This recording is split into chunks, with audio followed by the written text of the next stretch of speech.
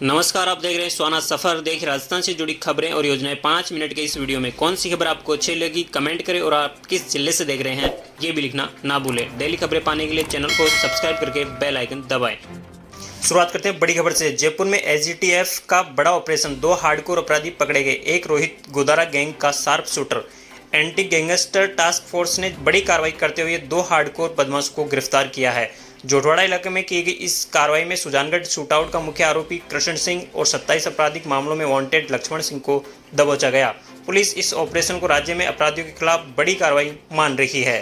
प्रदेश की अगली बड़ी खबर, खेत में चल रही ड्रग फैक्ट्री पकड़ी, 100 किलो एमडी बरामद। दवा पुलिस और अपराधियों के बीच फायरिंग, 6 से ज्यादा गिरफ्तार। जोधपुर जिले के बालेसर इलाके में पुलिस और एंटी नारकोटिक्स टास्क फोर्स ने एमडी ड्रग्स बनाने की फैक्ट्री पकड़ी है। यह फैक्ट्री बालेसर के बारवली गांव के लुणावपुरा गांव में एक खेत में थी। यहां से करीब 100 किलोग्राम एमडी ड्रग्स बरामद की है। 6 से ज्यादा आरोपियों को गिरफ्तार किया है। सूत्रों के अनुसार एएनटीएफ के आईजी विकास कुमार के निर्देशन में कार्रवाई की गई। कार्रवाई को गोपनीय रखने के लिए एएनटीएफ और पुलिस की टीम ट्रैक्टर ट्रॉली में सवार होकर शनिवार देर रात मौके पर पहुंची। रात करीब 3:30 बजे दबिश दी गई। इस तरीके की कार्रवाई हुई है, क्या कितना बरामद हुआ है? देखिए, एएनटीएफ के आईजी साहब श्रीमान विकास कुमार जी के निर्देशन में ये कंप्लीट कार्रवाई चल रही है।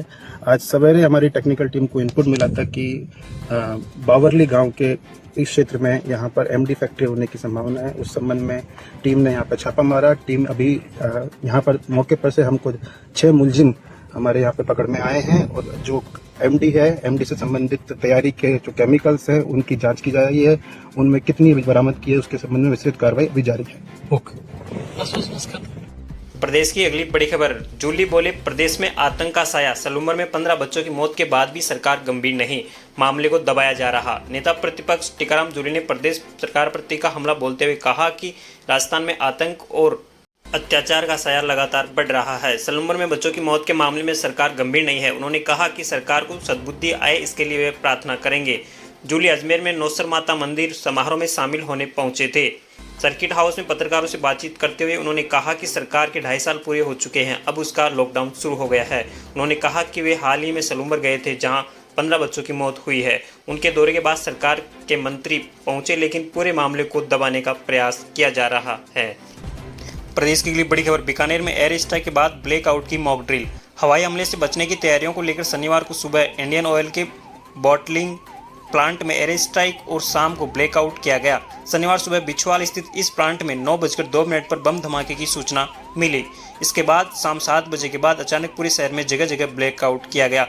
हालांकि इसके बाद कई जगह रोशनी जलती रही। सुबह और शाम दोनों वक्त कुछ देर शहर में सायरन की आवाज़ सुनाई देने लगी। पर्यटन व्यवसायी विनोद भोजिक ने बताया कि अंबेडकर सर्किल तक मॉक ड्रिल के लिए सायरन की आवाज सुनाई दी। देश की अगली बड़ी खबर, धौलपुर जिले में दर्दनाक हादसा। पार्वती नदी में नहाने गए 8 बच्चे डूबे, 3 की हुई मौत। पूरे गांव में मची चीख पुकार।